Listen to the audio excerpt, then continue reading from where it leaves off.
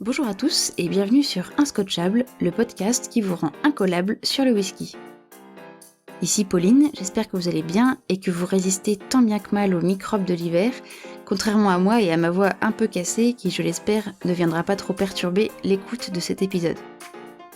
Alors cette semaine, je vais vous parler vocabulaire du whisky et comme nous n'avons que 5 petites minutes, je vais vous donner une dizaine de mots à connaître pour parler whisky. Certains sont très certainement des redites des épisodes précédents et d'autres vous sont sans doute inconnus. 10 mots du whisky, c'est parti. Alors je vais commencer avec un grand classique, le terme casque, que vous pouvez trouver sur énormément de bouteilles. Alors casque signifie tonneau ou fût, et on le trouve par exemple dans les expressions suivantes. Oak cask, donc fût de chêne, single cask, donc c'est le malt issu d'un seul fût, Sherry cask, fût ayant contenu du xérès, encore straight from the cask, brut de fût, ou cask strength. Là, il s'agit du whisky qui est embouteillé directement à la sortie du fût sans aucun coupage à l'eau de source, ce qui lui donne un degré en alcool compris entre 40% et 64%. Je profite pour préciser que les fûts ont des noms différents selon leur taille. Par exemple, butt va désigner un fût de 500 litres, tandis qu'un hogshead est un fût de 250 litres pour ne nommer que. Second terme, que vous avez aussi très certainement croisé, c'est still, comme dans pot still ou coffee still, qui veut dire alambic, qui est un appareil utilisé pour servir à la distillation, et qui donc aide à produire de l'eau de vie. Là, je vais vous renvoyer au passionnant épisode 16 consacré sur le sujet. Troisième terme, en français, le terme douelle. Ce sont les pièces de bois, comme des grandes lattes, qu'on assemble pour former le corps du fût. Ce qui est intéressant, c'est que ces douelles peuvent provenir de différents fûts qui ont contenu du xérès ou du bourbon, et on les assemble pour former un unique fût qui va du coup donner un goût très particulier au whisky. De même, on va pouvoir venir ajouter des douelles neuves à un fût, et ces douelles vont transmettre une coloration et un goût plus intense au whisky, parce qu'elles sont neuves. Terme numéro 4, que vous avez aussi déjà entendu dans l'épisode 24, il s'agit du terme bousinage. C'est la recuisson ou le brûlage de l'intérieur du fût. Le degré plus ou moins fort du bousinage aura une influence directe sur les arômes et la couleur que le fût apportera au whisky durant le vieillissement.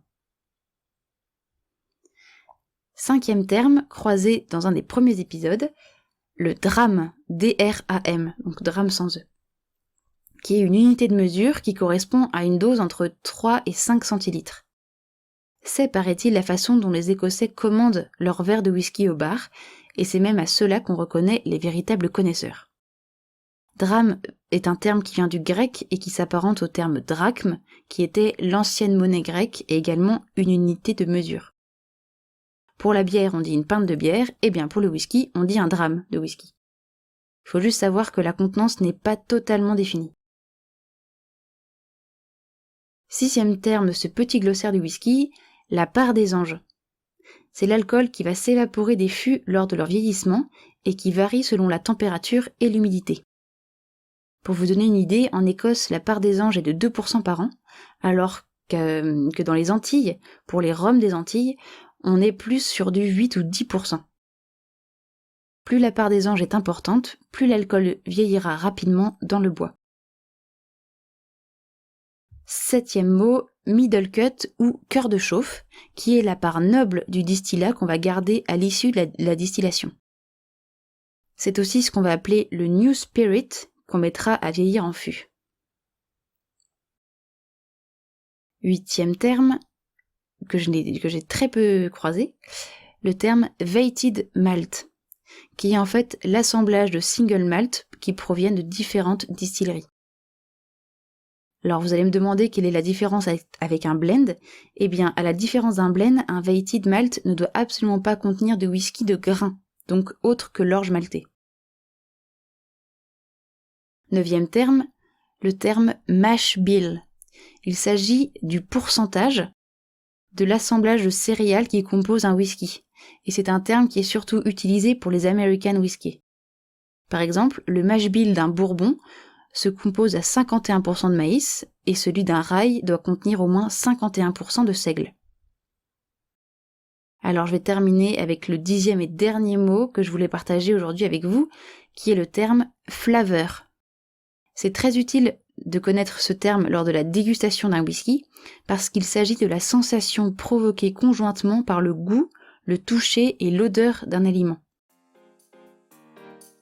Je suis arrivée au bout de mes 5 minutes et de mon petit lexique du whisky, absolument pas exhaustif, vous l'aurez bien compris. Si ce genre de format vous plaît, n'hésitez pas à nous le faire savoir, nous sommes toujours très preneurs de vos avis et idées pour améliorer nos épisodes. Je vous souhaite une excellente semaine et je vous dis à jeudi prochain avec Baudouin pour un nouvel épisode sur Inscotchable.